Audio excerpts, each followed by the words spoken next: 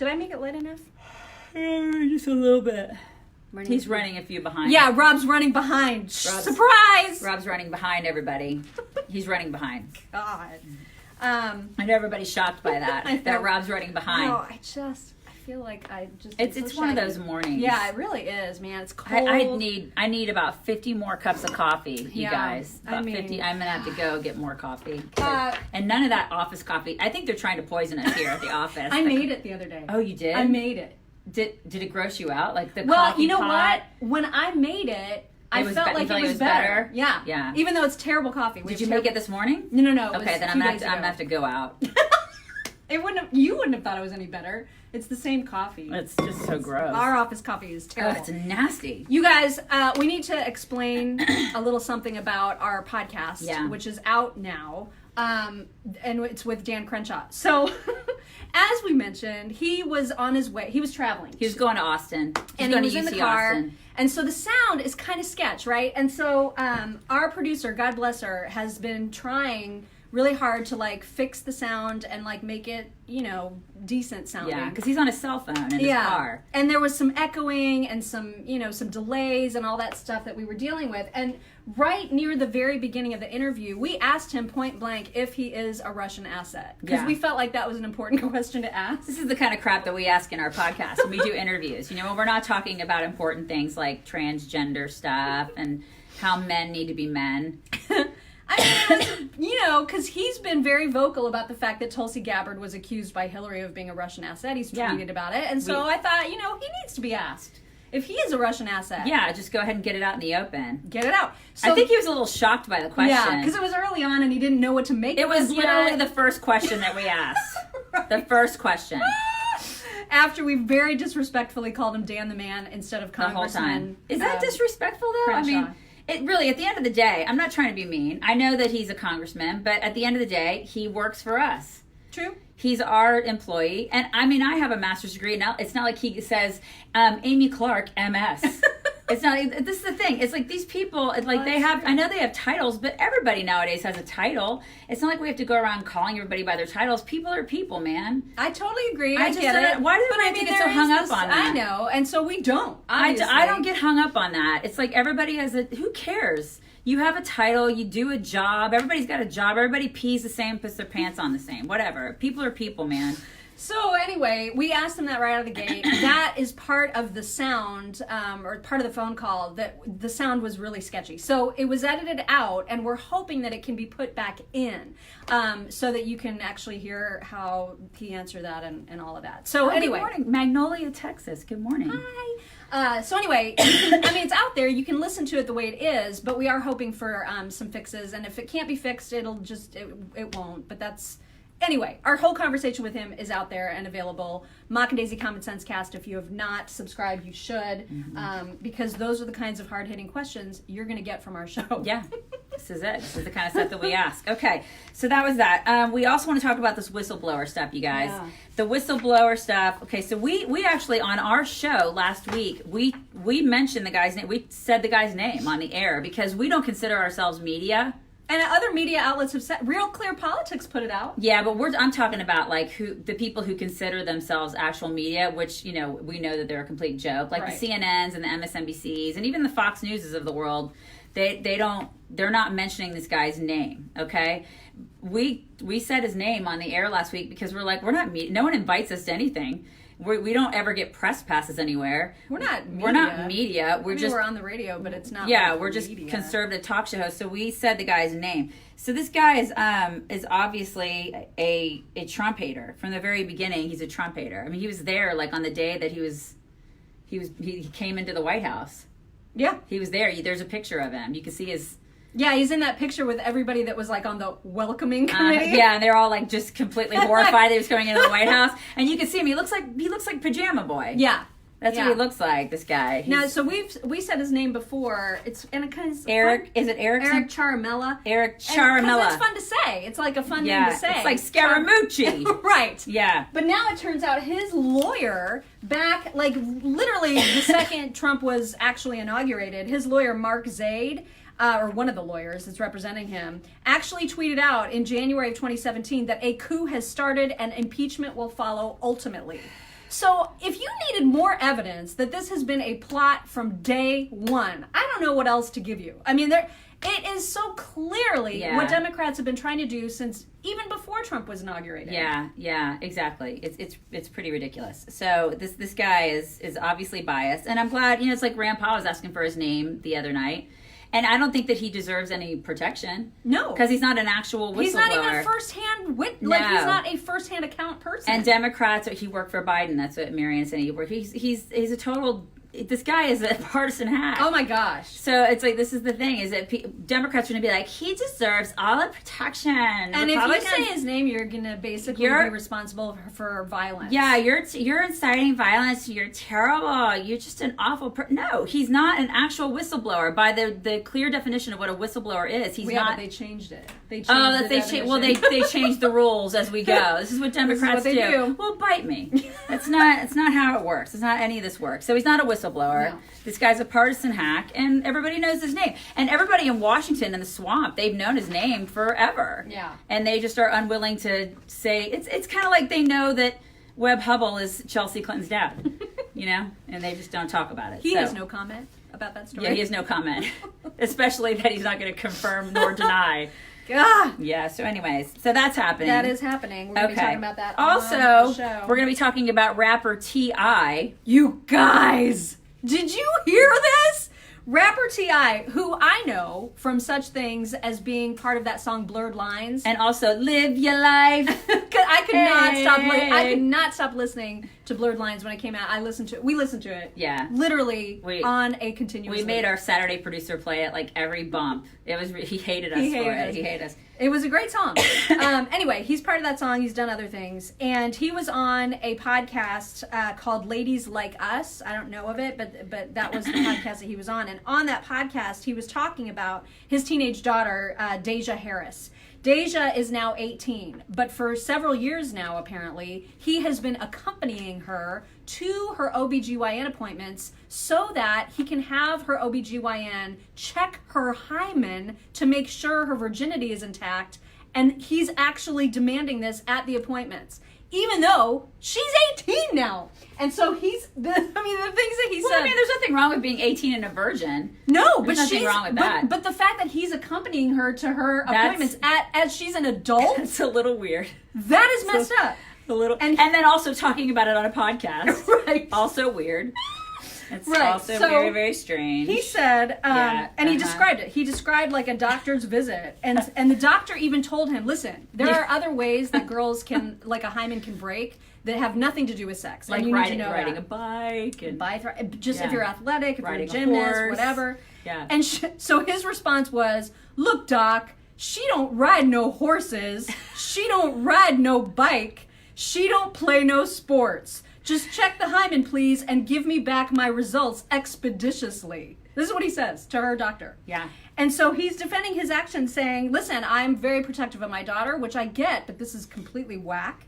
And then his son, meanwhile, who is 15, is having all the sex, all of it. This is what I find really disturbing. Like, listen, at first I was like, well, at least he's parenting. I give him props for being a very cautious and engaged parent, which a lot of parents these days are, who's very engaged.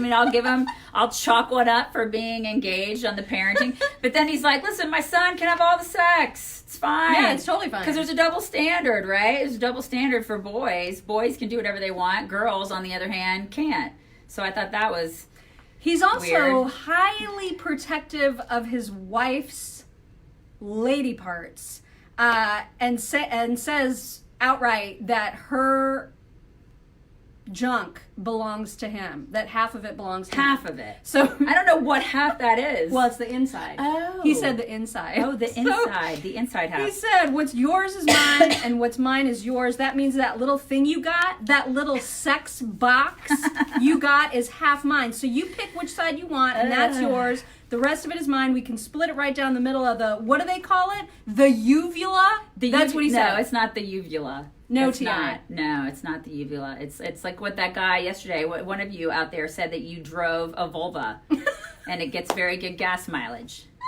It's that. This is just so gross. Now, and my question is, what's going to happen to him? Because now he's basically he's owning and controlling the body of his young daughter.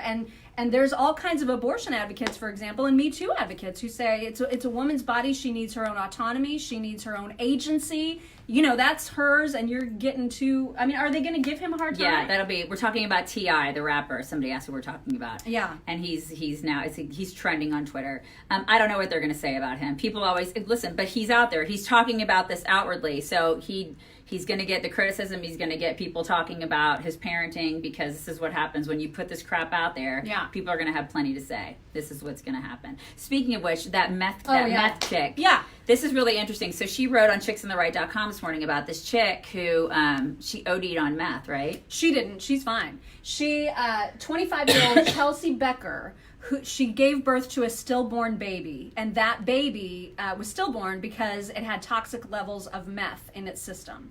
I don't know if the baby was a boy or girl. The article doesn't say.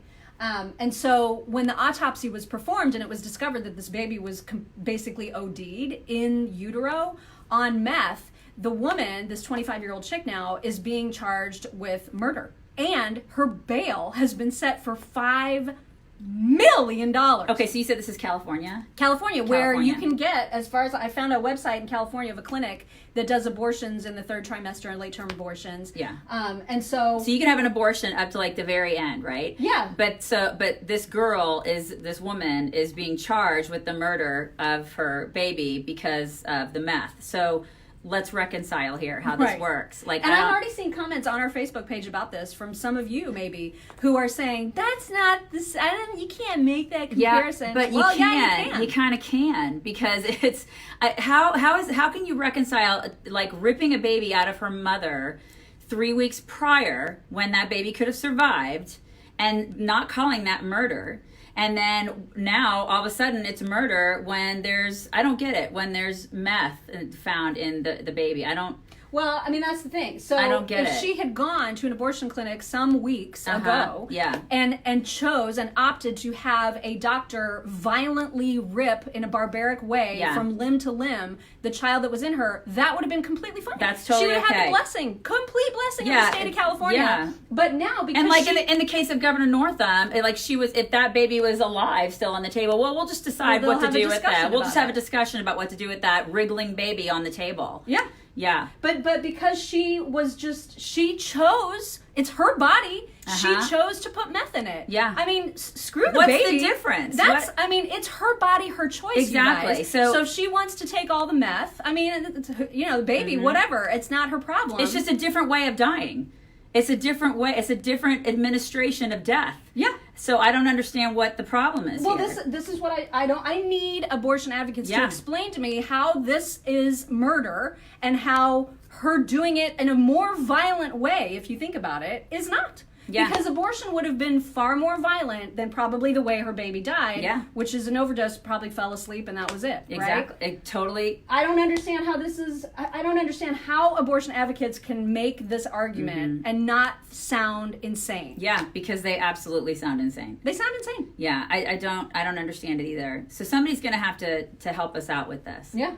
Somebody's going to have to help us out. Because aren't you supposed to just look at that baby as a clump of cells? It's like a parasite. A clump of cells up into the very last minute. Yeah. When it is, in fact, a freaking kid. It's a baby. I mean, it's an actual when we're saying person. that, we obviously don't agree with the things that we're saying. Of course. We're trying to point out how ridiculous this whole thing is. It is ridiculous. I mean, it's a viable child. I just don't understand these people. I don't. But there were people on our Facebook page going, no, she should be charged with murder because that's different. Really? The outcome is exactly the same. Yeah. You got yourself a dead baby. And in an illegal abortion, it's actually more violent. So how are you wrapping your head around that? How are you making that sense in your own head? Yeah. I need to understand that. I think it's just because it helps them sleep at night. You know? Okay, somebody just said, this story is absurd. I'm 100% pro-choice. Explain, because you cannot. There's no way to rationalize this. I mean, I guess they want to rationalize it because it makes them feel better about themselves. It makes them feel better about the fact that they are pro-choice, right? I guess it helps them sleep at night. They're like, but it is different. It's different 3 weeks prior making that choice, because it's a choice, right? Than it is having it done the other way. it makes them feel better about themselves. I mean, who's to say that this woman wasn't? Who's to say that she wasn't trying to get rid of this baby? Mm-hmm. We don't know. By the way, she's a mom of 3. Yeah. All of her other kids have already been taken away from her. They're gone. They're with family. They're all over the place. Yeah. Young kids under the age of 4. Yeah. This woman keeps getting pregnant, and then now this is what we're left with. It's absolutely crazy. Meanwhile, there's like great families who can't actually have kids. Somebody said Texas. No, this is happening in California. That's happening in California. Yeah. California. Yeah. So that's happening. And then speaking of people who love abortion, Governor Northam is still in office. Y'all remember him? Blackface man? Remember Blackface man? He denies that now. No, he doesn't. There's a picture of him. Well, but he says he doesn't think it was him. Oh my God. I mean, first he said it was him, and then he was like, well, I'm not so sure that was me. And he was interviewed. We're going to be talking about him today, too. He was interviewed, and he's like, you know what? I've moved past that. So I guess that's like the thing now. Democrats can do that, where they can just say that they've moved past things. Somebody needs to alert Donald Trump to this. I mean, Justin Trudeau has moved past it. Oh, okay. So if you're a Democrat now, you can just say, I've moved past it. We've moved beyond. Can Kavanaugh, could he have used that? Well, but that's different. Oh, it's different. There are different rules for conservatives. Okay, so we can't move past our high school yearbooks. But Governor Northam, he can actually, say, I moved past that. Mm-hmm. So they can do blackface all they want. Like, Trudeau can do it 3 times, 4 times. Lord knows how many times that guy's done it. And they get to just remain in their jobs. And everybody's like, oh, it's totally fine, because they're Democrats, because they have a completely different set of rules. Yeah. Completely different. They don't even have standards. Basically their argument is, like in Trudeau's case or Northam's case, well, they didn't actually mean it as hard. Oh, is that what it is? As conservatives who may have done that. I don't know. No arguments from the left make any sense. Yeah, and then he's still the guy that was like, he's the doctor who's talking about, the babies being born alive after a botched abortion. And he's like, well, we'll see what's going to happen. We'll have a discussion about that baby fighting for his or her life on a table. We'll see what happens. We'll just have a discussion about what we're going to do with that baby. We'll have a conversation. Gross. That guy is gross. It is gross. Also, there's a terrifying story about cows. I don't know if you know. Yeah, I saw. We're talking about cows today. I don't know if it's terrifying. I mean, when you have worms in your eyes, I kind of feel like that's terrifying. It's like a conjunctivitis that's being transferred from animals to humans, and she's completely freaked out. I'm totally freaked out about any kind of worms at all, especially in your eyes. Your eyes, and the kind where you can pick them out, where you can see them and pick them out. Oh my God! No, I'm afraid to go near a cow. But yet she's totally fine with living in South Carolina with gators like in your front yard. Okay. Well, they're not going to give me eye diseases. I mean, that I'm aware of. They're just going to eat her dogs. All right. They're not going to eat my dog. All right, whatever. Okay.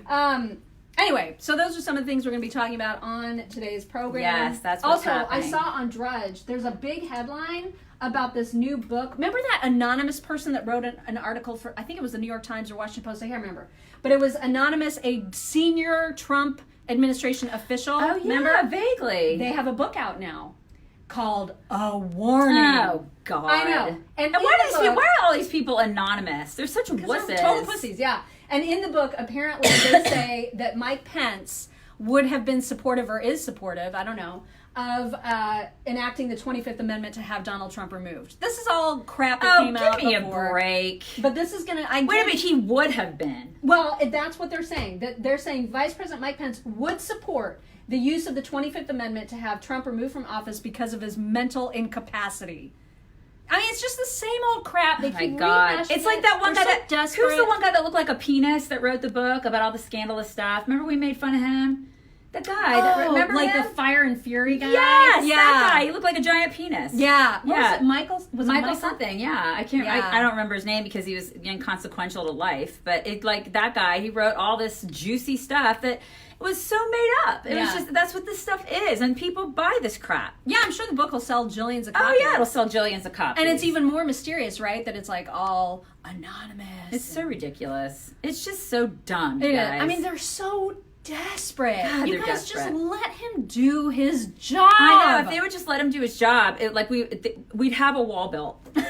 You know, we just have a freaking wall built, which is what I just desperately want, is a wall. Can we just get a wall? Yeah, because there was another headline that said in this past year, 550,000 illegals. Yeah. 500, almost 500,000 illegals have come in the past year. We cannot afford it. This is nuts. We can't afford it. Michael Wolff. Thank you, Yes, Claudia. Thank Michael you. Wolff. He That's looks like a exactly giant right. penis, does he not? Seriously, look him up. But we do not judge people by their No, we don't. appearances We don't do that at ever all. We don't on do this that. program. You're so shallow. She's so shallow, you guys. She really is. Okay. All right. So we got to go and like read some stuff. We and do. And Find then- out if we have a producer. I know, today. our producer hasn't showed up today. Yeah. Anyways, we hope you guys have a wonderful Thursday. Tomorrow's Q&A day. Oh, that's right. If you have any early questions, go ahead and submit those. For all the people, I'm going to put this on our website probably in the next half hour. So if you're on our website watching this video, Yeah. Put your questions there. put your questions in the comments. Faux show. And we can get some early questions. And yeah, try to make it a good Thursday. Stay strong, everybody. Stay strong. That's right. Group hug. Just Group hug. God. Have a great day. Bye. Bye, y'all.